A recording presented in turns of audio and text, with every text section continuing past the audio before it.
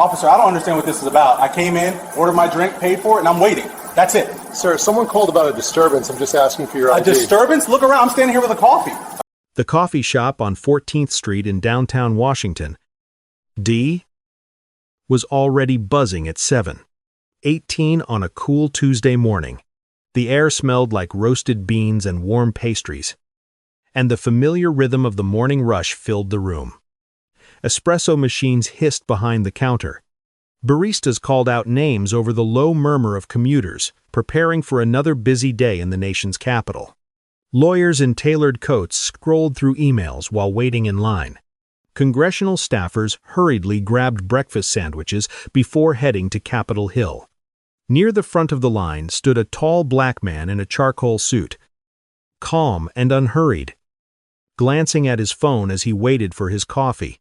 His name was Daniel Carter, and this stop had been part of his routine for nearly 5 years. 3 mornings a week, always around the same time. Always the same order, a large dark roast. Black. No sugar. The baristas recognized him instantly whenever he walked in. Sometimes, they even started pouring his coffee before he reached the counter. To everyone else inside the cafe, he looked like just another professional starting his day confident, quiet, and completely ordinary. But what no one inside that coffee shop could have known was that within the next 20 minutes, that ordinary morning routine would spiral into a confrontation that would shake the entire city. Because the police officer who was about to walk through that door had no idea the man standing in line for coffee wasn't just another customer. Daniel Carter was a supervising special agent with the FBI, and in just a few moments, one very confident police officer was about to pick the worst possible person in Washington, D, to order out of a coffee shop. Daniel Carter was 43 years old, though most people who met him assumed he was closer to 35. Years of disciplined routines had kept him in exceptional shape. Every morning started the same way, a 5-mile run along the quiet streets near his home in Arlington before the sun fully rose, followed by a quick shower, a perfectly pressed suit, and a short drive into Washington, D. By the time most people were just waking up, Daniel had already completed half of his daily routine. His career at the FBI had spanned nearly 2 decades, and during that time he had built a reputation that few agents in the Bureau ever achieved. Daniel wasn't the loudest person in the room, and he didn't chase attention, but his investigations spoke for themselves. Over the years, he had led operations that dismantled violent gangs operating across 3 states, helped federal prosecutors secure dozens of convictions against organized crime networks, and quietly supervised several sensitive investigations into public corruption. Inside the Washington field office, Daniel was known as the kind of investigator who didn't miss details. When he worked a case, he followed every lead, every financial trail, every phone record until the full picture emerged. Criminal defense attorneys respected him because he never exaggerated evidence. Prosecutors trusted him because his cases were meticulous and airtight. And among younger agents, he had developed a reputation as a mentor who demanded discipline but always backed up the people working under him. Just 6 months earlier, Daniel had been promoted to supervising special agent in charge of a major violent crime task force operating across the D metropolitan area. The position placed him in charge of dozens of federal agents and investigators, coordinating cases involving gang violence, drug trafficking, and interstate criminal organizations. It was the kind of role that required precision, patience, and constant pressure, which was exactly why he never skipped his morning coffee stop. Those quiet few minutes in the cafe before the workday began had become his moment to review emails, check overnight case updates, and mentally prepare for the long hours ahead. On that particular Tuesday morning, Daniel was standing calmly near the pickup counter, reviewing notes for an upcoming meeting with federal prosecutors. And just as the barista placed a fresh cup of dark roast on the counter with his name written on the lid, the door of the coffee shop opened again. This time, the man walking inside was wearing a police uniform. The man who walked through the door was Sergeant Mark Patterson of the Metropolitan Police Department. He was 47 years old and had spent more than 20 years on the force. Patterson had the posture of someone who had worn a badge long enough to believe the uniform itself commanded respect the moment he entered a room. His patrol shift had started less than an hour earlier. And, like many officers working that district, he had developed a habit of stopping at this particular coffee shop before continuing his rounds. The shop's manager had an informal understanding with local officers. Police who stopped in regularly were offered free coffee in exchange for keeping an eye on the block outside. It wasn't an official program, but it had quietly existed for years. So when Patterson stepped up to the counter, the barista behind the register greeted him politely and started preparing his drink without even asking for his order. While waiting, Patterson leaned slightly against the counter and scanned the room the way experienced patrol officers often do, looking for anything that might seem unusual. Most of the customers barely noticed him. They were too busy checking phones, talking quietly, or waiting for their drinks. But Patterson's eyes eventually settled on Daniel Carter standing near the pickup counter, holding his phone in one hand while the other rested casually in his coat pocket. Something about the image made Patterson pause. A tall black man in an expensive suit, standing calmly in a busy downtown cafe, shouldn't have seemed unusual to anyone in Washington, D. But in Patterson's mind, shaped by years of assumptions he had never been forced to question, the sight triggered suspicion. He studied Daniel for several seconds longer than necessary, narrowing his eyes as if trying to match him with something he couldn't quite place. Daniel, meanwhile, remained unaware of the attention. He was reading a message from one of his agents about a surveillance operation scheduled for later that afternoon. The coffee shop around him continued with its normal rhythm, milk steaming, cups clinking, quiet conversations filling the space. Then Patterson pushed himself off the counter and began walking directly toward him. Within seconds, what had been an ordinary morning coffee stop was about to become something very different. Sergeant Patterson stopped just a few feet away from Daniel, standing close enough that several nearby customers immediately noticed the tension in his posture. His hand rested near his duty belt, not touching his weapon but close enough to signal authority. Daniel looked up from his phone, slightly surprised to find a uniformed officer standing directly in front of him. "Sir, I need you to step outside for a moment," Patterson said, his tone firm and unmistakably commanding. Daniel blinked once, clearly confused. "Excuse me, you heard me," Patterson replied. "Step outside." A few people nearby turned their heads. The sudden seriousness in the officer's voice cut through the casual noise of the cafe. Daniel glanced around briefly, trying to understand what was happening. "Officer, I'm just waiting for my coffee," he said calmly. "Is there a problem?" Patterson's expression hardened. "We've had reports of suspicious individuals in the area. You match the description, so I'm going to need you to come outside while we sort this out." Daniel's analytical mind processed the statement immediately. In his line of work, he had heard vague explanations like that countless times while reviewing police reports or body camera footage from investigations. Suspicious individuals was often a phrase used when no real explanation existed. "What description specifically?" Daniel asked quietly. Patterson's jaw tightened. "Black male. Medium build. Dark clothing." Daniel let out a slow breath. The description was so broad it could apply to dozens of men in the room, possibly hundreds within a few blocks. It was the kind of vague justification that would never hold up under real legal scrutiny. "Officer, Daniel said, maintaining his calm tone. That description could match half the people walking around downtown this morning. I'm simply buying coffee. The barista placed a fresh cup on the counter behind them, calling Daniel's name softly, but neither man moved toward it. Instead, Patterson took a step closer. I'm not asking again, the sergeant said. Step outside the cafe.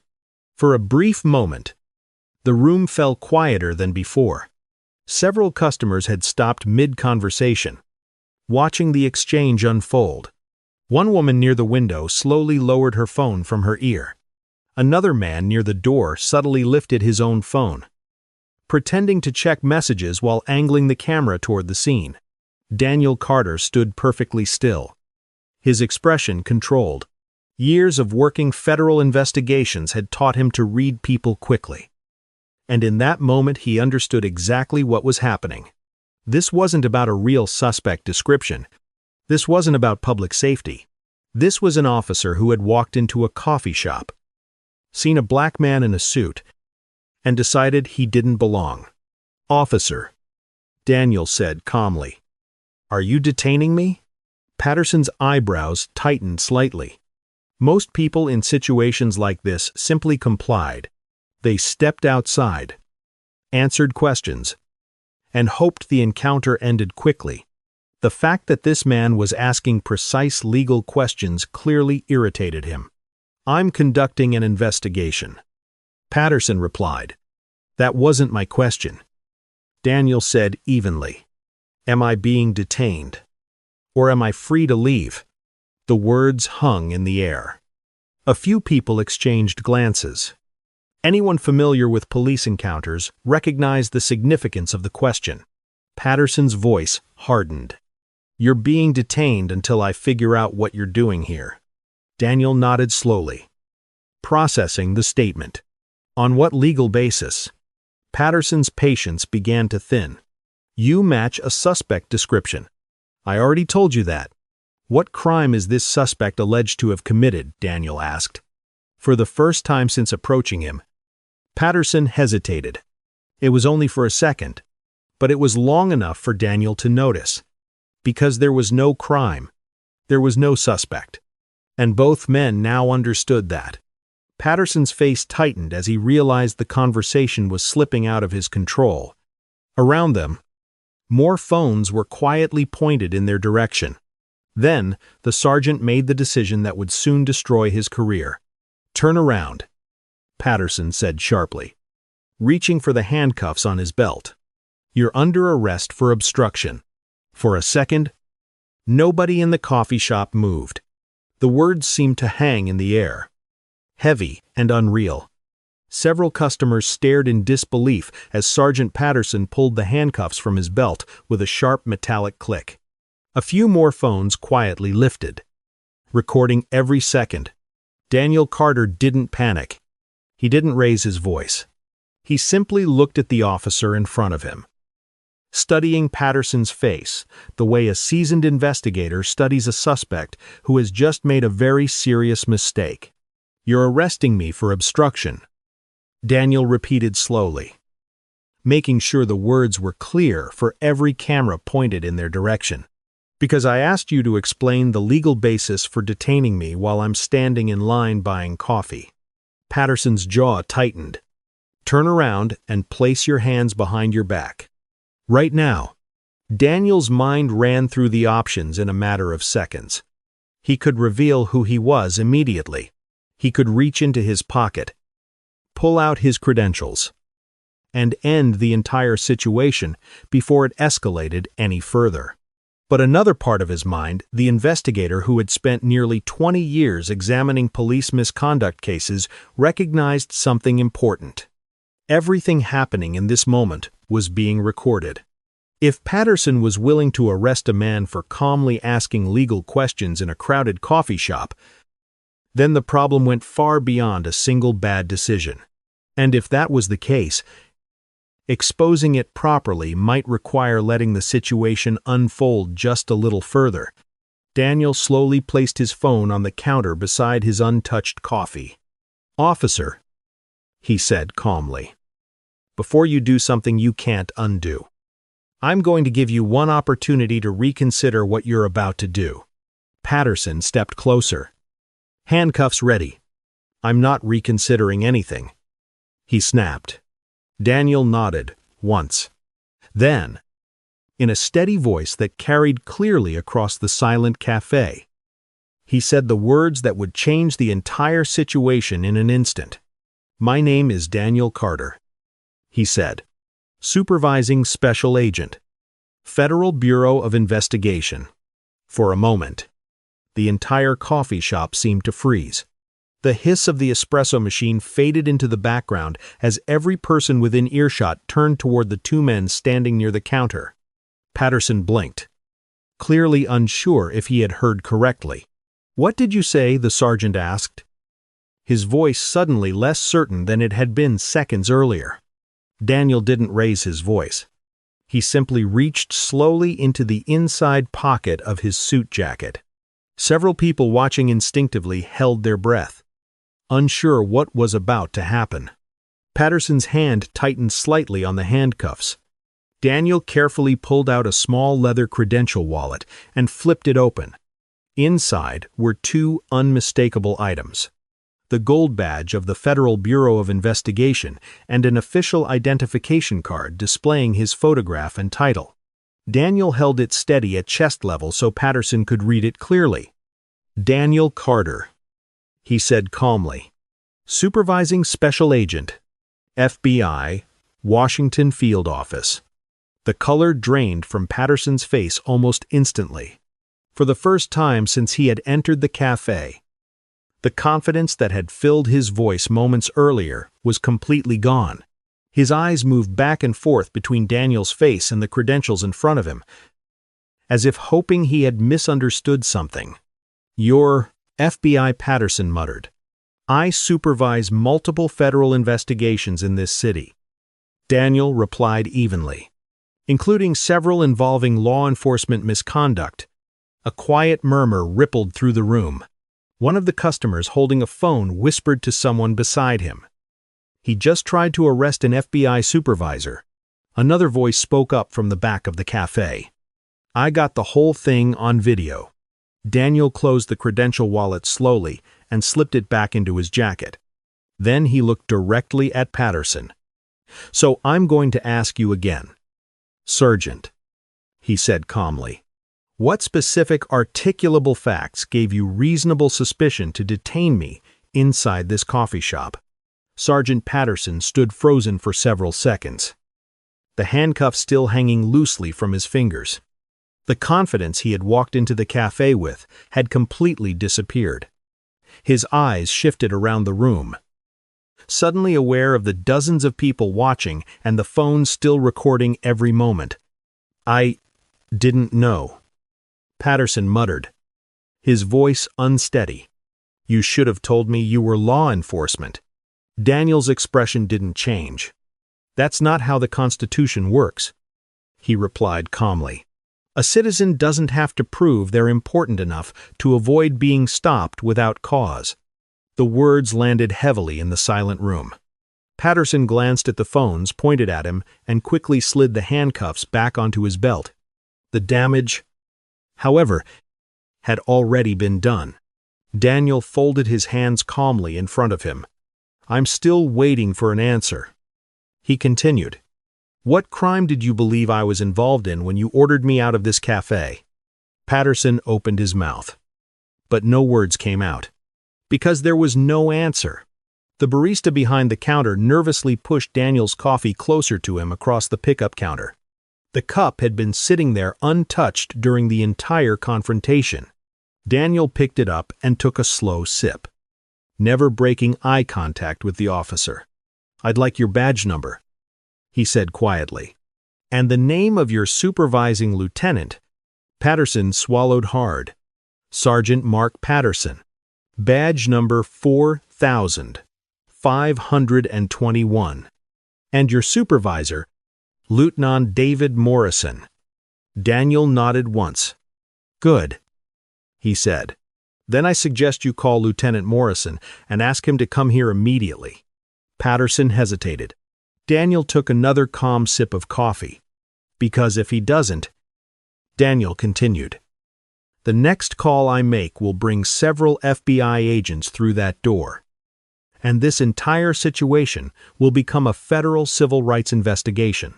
Around them, the customers continued recording.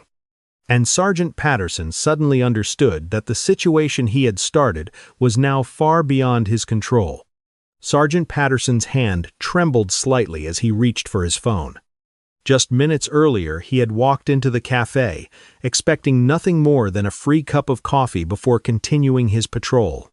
Now, he stood in the middle of a crowded room, surrounded by witnesses and cameras. After attempting to arrest a federal agent, he stepped a few feet away and quickly dialed his supervisor. "Lieutenant Morrison," Patterson said when the call connected, trying to keep his voice steady. "I need you to come to the coffee shop on 14th Street immediately. We have a situation." There was a pause on the other end of the line. "What kind of situation?" Morrison asked. Patterson glanced nervously toward Daniel Carter, who was standing calmly beside the counter, sipping his coffee as if nothing unusual had happened. "It involves the FBI war." There was a long silence. "I'll be there in 5 minutes," Morrison said before ending the call. Patterson slipped the phone back into his pocket and stood awkwardly near the door, avoiding eye contact with anyone in the room. The tension in the cafe hadn't disappeared. If anything, it had grown heavier. The quiet conversations had been replaced by whispers as people continued recording.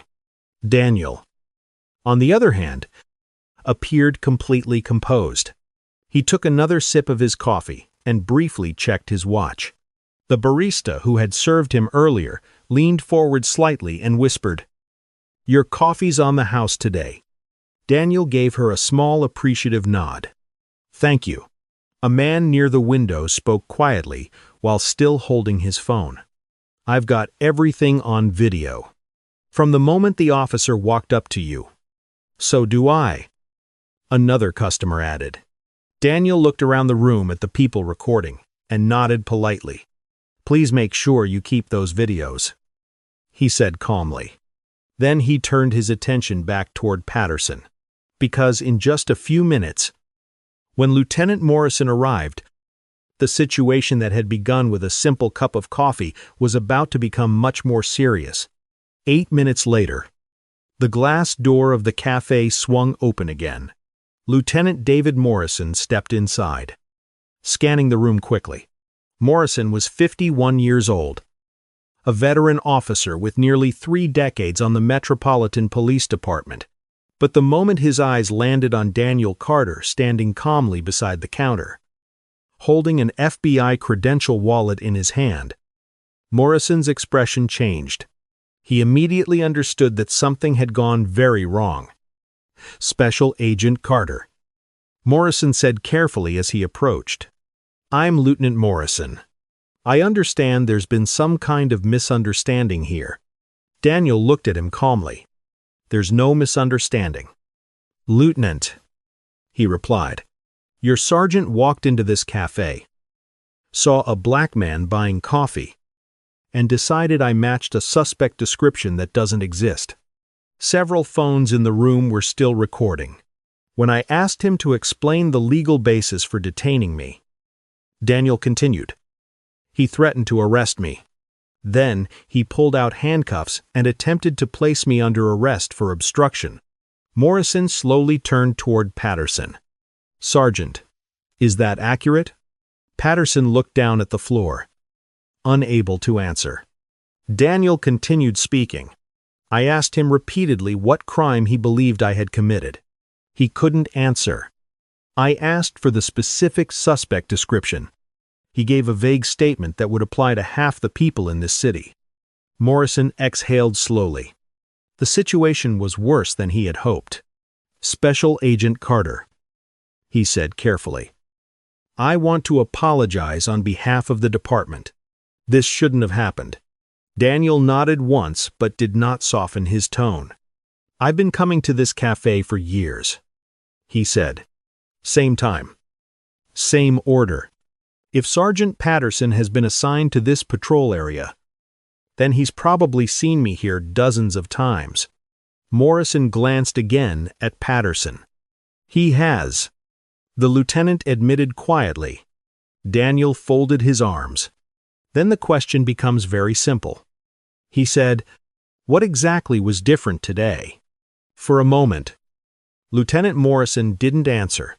He already knew there was no explanation that would sound reasonable, not in front of a room full of witnesses, not with multiple phones still recording, and certainly not in front of a senior FBI agent who clearly understood the law better than anyone else in the room. Daniel Carter broke the silence. "I'll tell you what was different today. Lieutenant," he said calmly. "Today, your sergeant decided to assert his authority." Morrison looked uncomfortable but said nothing. Today, he saw someone he assumed wouldn't question him. Daniel continued. Someone he believed he could order around without consequences. Patterson remained silent beside the door, his posture stiff, his eyes fixed on the floor. Daniel took one final sip of his coffee before setting the empty cup down on the counter. "This entire encounter," he said, gesturing slightly around the room, "has now been recorded by multiple witnesses. That footage will be preserved." Several customers nodded immediately. "I also expect copies of Sergeant Patterson's body camera footage," Daniel continued, turning his attention back to Morrison, "along with any dispatch logs or incident reports he claims justified this stop." Morrison swallowed. "You'll have them," he said quickly. "Good," Daniel replied, "because by the time I reach my office this morning, this incident will be formally reported to the Department of Justice Civil Rights Division, the FBI Office of Professional Responsibility, and your department's Internal Affairs Bureau." The room fell silent again. Patterson finally looked up, his face pale. Daniel held his gaze for a moment. "You should understand something, Sergeant," Daniel said evenly.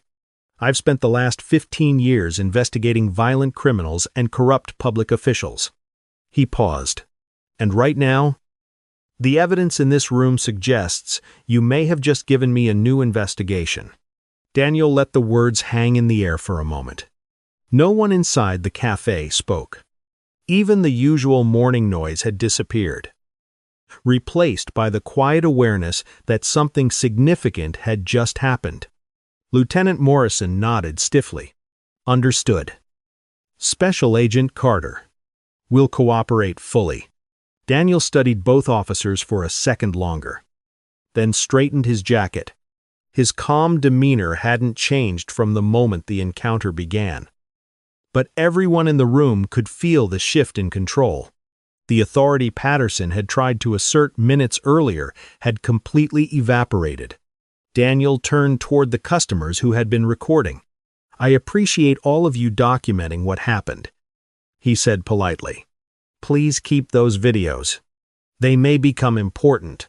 Several people nodded immediately. "We will," one man said. "Every second is saved." Daniel gave a small nod of gratitude. Then he looked back at Patterson one last time. "You walked into this cafe and assumed I didn't belong here," Daniel said quietly. "You assumed you could remove me without explanation." Patterson said nothing. "But the Constitution doesn't change depending on who you think someone is," Daniel continued. "And today you were reminded of that." With that, Daniel picked up his briefcase from the chair beside the counter and headed toward the door. The crowd instinctively moved aside to let him pass. As he stepped out onto the Washington street, the cool morning air hit his face. The entire incident had taken less than 20 minutes, yet he already knew it wouldn't end there. By the time Daniel reached the FBI field office later that morning, the videos from inside the cafe would already be spreading across social media. Within hours, millions of people would watch the moment a police sergeant tried to remove a black man from a coffee shop only to discover he had just confronted a senior FBI supervisor And once the investigation began, what started with a single cup of coffee would expose something far bigger than one officer's mistake. Because Daniel Carter wasn't planning to let the incident quietly disappear. He was going to make sure it changed everything.